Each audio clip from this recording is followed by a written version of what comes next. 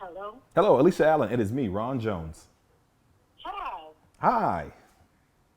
Am I on the wrong thing? No, you are not. I must first apologize to you. I've been going back to back with conferences pretty much the whole day. Okay. So I'm calling your personal line only because I was tardy. So I'm calling you to first ask or beg of your forgiveness for being tardy. And if you'll Okay. accept that, let's get ourselves It's going. all good. Okay, good, It's good, good. all good. I remember last round you said sometimes you guys go over with other people, so Yeah, I'm absolutely. So I'm not a I'm here. stickler on time. I'm just trying to make sure I get my point across and you feel comfortable with what Understood. comes out. Copy that. Good, good. Copy that. Well, thank you. Absolutely. I do have a number of questions. I see you did answer one of my questions online today when you were talking about um, the different muscle groups that we need to work out, Okay. each muscle group. Because I was like, there are so many videos. I don't even know what to do. All I know is I got to do faster cardio and some resistance. But then when do I put the booty workout in? And when do I get the abs in? All of that. So, but my question is, I know you said glutes are a part of legs, but are glutes, like since I have the booty workout, do I need to include that on the day I do legs? I would tell you that's a good idea. Reason being Okay. is the glute workouts that you all have this round are Mm-hmm. without weights. So you're safe to tack those glute specific motions in on a leg day. And I say that because the design of the glute program was such that it's going to be spot specific to just the glute and Mm-hmm. not get the legs caught up in trying to do so. But facts of the Okay. matter are, you're going to get some leg involved. So with that being Okay. said, since you're going to get some leg already involved, let's go ahead and get the glutes while you're at it. Does that make sense? Yes, that makes Yeah. sense. So, but you do know that So, you can actually get more glute involvement. So you can actually do more glutes on other days. But if I was trying to make sure no stone was left unturned by the end of my workout week, I'd be sure to add glutes onto that leg day. And then perhaps maybe throw it in a time or two later on in your week as well, as long as those glutes aren't sore still. okay. And so when so the BFR band, I can add those. I can do those with my glute workout every day as well. You actually can, but let me tell you something. That's a Okay. great tool. It's a very advanced tool. Mhm. We hear it at Heat sometimes, as you were saying a moment ago. We give you guys so much that Mhm. sometimes it's overwhelming, and you want to incorporate it all. I would Right. have you to keep those BFR bands because you got a lot of Mhm. time ahead of you. You've Right. got months to come. You've got years to come. Keep those BFR bands because they're very much valid, but let's not incorporate those yet. Okay. Okay, let's go ahead and go straight on with this program itself. And then later Okay. on, perhaps we'll begin to complicate things. But for now, what you're doing is going to yield some awesome results. Okay. Okay. Cool. So with the detox, how do I implement that with my eating regimen? Yeah, so that's actually a big part of why we changed that label. Detox is Mhm. such a misleading word only because the Mhm. industry overuses it. Okay. When we talk about detox, we're talking about giving the body more of what it needs to take care of itself. You know, Mhm. phytonutrients and different things that the body gets from fruits and vegetables. So Mhm. we call it a detox initially. But after the market was crowded and people started making false products like detox teas, we wanted to run Mhm. far from that word. So we Right. changed the label to say greens instead. That's a little more appropriate because it's going to give you what Okay. you're oftentimes missing in things like, fruits and vegetables. You're on a restrictive diet right now, chasing your body goals. So to make sure Right. you're not going to miss those in between micro and macronutrients, greens is a Mhm. great way to kind of supplement that. Okay. So And with so that I being can just said, put greens in there whenever you want to. Sorry, big old whenever I want mouthful. to. With that being No, said, you're put good. greens in wherever you want to during your day. Just one serving is fine. Okay. And now with vegetables, I know that I've read on the in the Facebook group, someone said that you guys said that we can have as much vegetables as we want. So my question is, because I'm doing intermittent fasting, my meal plan only has 3 meals a day, and I'm a grazer, so I want to know if I mean I guess this is might be a stupid question, but I just want to make sure because I need to do this right. Can I like snack on vegetables? Like I have it with my breakfast, I have it with my lunch, I have it with my dinner, but can I also eat them? Is there such thing as eating too much vegetable? There you go. There goes the question. I'm like, give it to me, give it to me, give it to me. Where is it? It's all right. There it goes. No, there's no such thing. No one is no, no one is not in the body they want because they ate too much broccoli. That's never the culprit.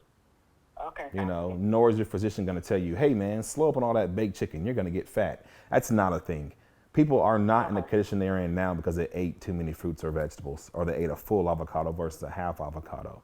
That's not a thing. Okay. Don't worry about it. Go ahead and take in those vegetables liberally. I will tell you one thing, only because sometimes people take these things to the extreme. Corn is something that can be taken too far. So when I say eat vegetables liberally, I just simply say avoid corn. It's easy to omit corn. Yeah. Okay.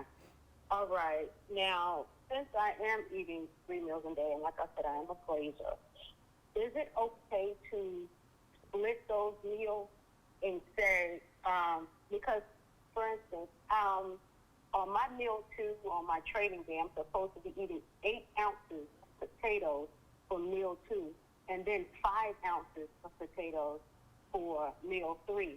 So is it okay to like maybe take 4 of those? That's a lot of potatoes. But for me, because I'm not a big carb person. So is it okay to take 4 ounces of meal 2 and like maybe eat them with my breakfast, or maybe eat it as a snack and kind of break those meals up and have like maybe 6 small meals a day versus these 3 meals a day? Okay. So I'm going to start off by, I'm going to go back and correct one thing that you're referring to yourself as. You're not a grazer. You're just eating inappropriately. So let's actually eat with a little more structure. I don't want you to label yourself something or speak something into your world that's not true.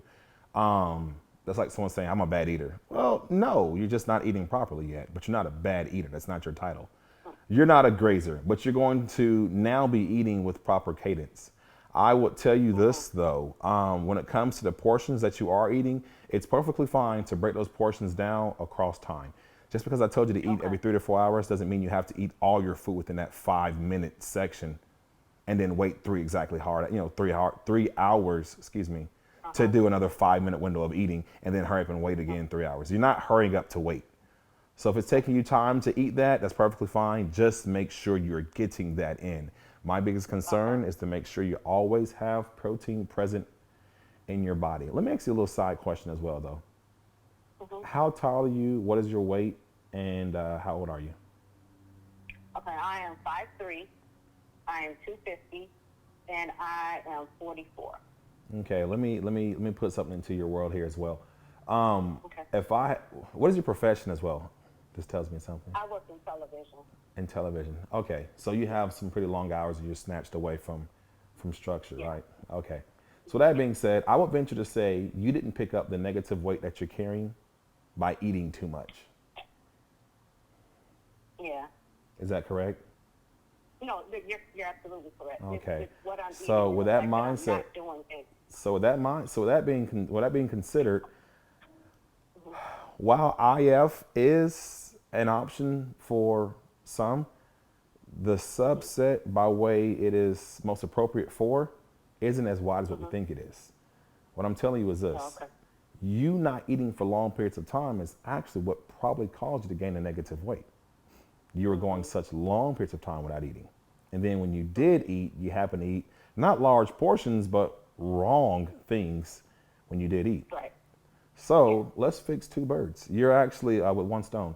You are, or kill 2 birds with 1 stone, but you're actually eating the appropriate or the correct food now. That's awesome. You're even eating it at the proper portions. That's awesome. But initially here, you didn't have just a problem with eating the wrong thing. You had a problem of not eating. I don't want you to go too long without eating anymore. I'm not telling you IF is bad, but IF is kind of what got you here. Okay. Have you considered that idea? You're getting up and rushing off to work, and after going to sleep for 6-7 hours, you were at work for another 4 hours before you ate again. You were already fasting in your natural lifestyle. So let's do this. You can stay in the IF format if you so desire, but please ensure that you're not taking too large of windows when it comes to that IF format. And the reason I explained that to you was because, once again, you being reflective on how you got to the point you are now by way of carrying the weight you don't want to carry, it's the same concept you're using now, trying to get it off. That makes sense. Does that make sense? It does. It makes a lot of sense. So let's definitely reconsider those window sizes if you are. And do know also that you don't have to utilize the windows if you don't want to. Okay. All right. And if you do find yourself short for meals, then by all means, you can duplicate one of those meals. As I said earlier, no one ever fell out of shape by eating too much vegetables and baked chicken. It's not a thing. Okay. Okay, copy that. So with that, is there because you hear all kinds of crap, but is there a specific, I don't want to say time, but like if I am going to, since I am going to break these meals up, like say for instance my potatoes, is there like a cutoff time that I should have carbs or? Yeah, and what you're saying makes sense because that was a defunct science that it was an appropriate science for what we knew in the 80s and early 90s. The idea of not eating too late. So our moms oftentimes did things like don't eat after 6. And they did best they knew for what we knew at that point in time. That's not really a thing, though. That science actually doesn't truly hold much water anymore, only because the human body has to have certain macronutrients, period, to function at its best. So the human body actually stores certain macronutrients anyways, appropriately so. So your body already has carbohydrates in it now from 3 days ago. It left it there. So you cutting off the window tonight don't change nothing. It already has what it needs stored in that muscle. Okay, so yeah, cutting those windows or cutting off the times is just a somewhat clever way of lowering the overall intake of calories because there's large windows of you not eating. For instance, your mom may have stopped eating carbs after 7. Well, from 7 till the next morning at 8, she ain't had none, So she was in a not intentional way, but inadvertently slashing the calories out of her day, which isn't the most conducive way to reach our goals of trying to increase muscle mass, thus causing body fat to drop. Does that make sense if I didn't lose you there? No, it does. Cool. It makes a lot of sense. Okay, and then I have a question about cardio. I saw that you posted that more than 55 minutes of cardio can start to affect your muscle mass. I do my fasted cardio. I do the videos that are on the site, but I also like to get out and walk. So if I do the fasted cardio and then maybe walk later in the day, is that okay? I encourage that. That's an awesome idea. I do my cardio in the morning time, and then I go home, eat breakfast with the family, have another meal, and then I work out around 1 o'clock, and then I eat post-recovery meal, and then I go off and ride BMXs with the family around 5, 6 o'clock in the evening. We ride bikes around, and sometimes we'll stop at the park and play basketball. But my mandatory was already hit, which is mandatory cardio in the morning session, mandatory strength training with the weights or bands or whatever you're going to use. And then later on, by all means, I'm living life, playing basketball, riding bikes. I'm just saying in one session or one bout of cardio, don't intentionally go beyond 55 minutes. Okay. But what if my walk is generally, like I walk like maybe 4 to 6 miles?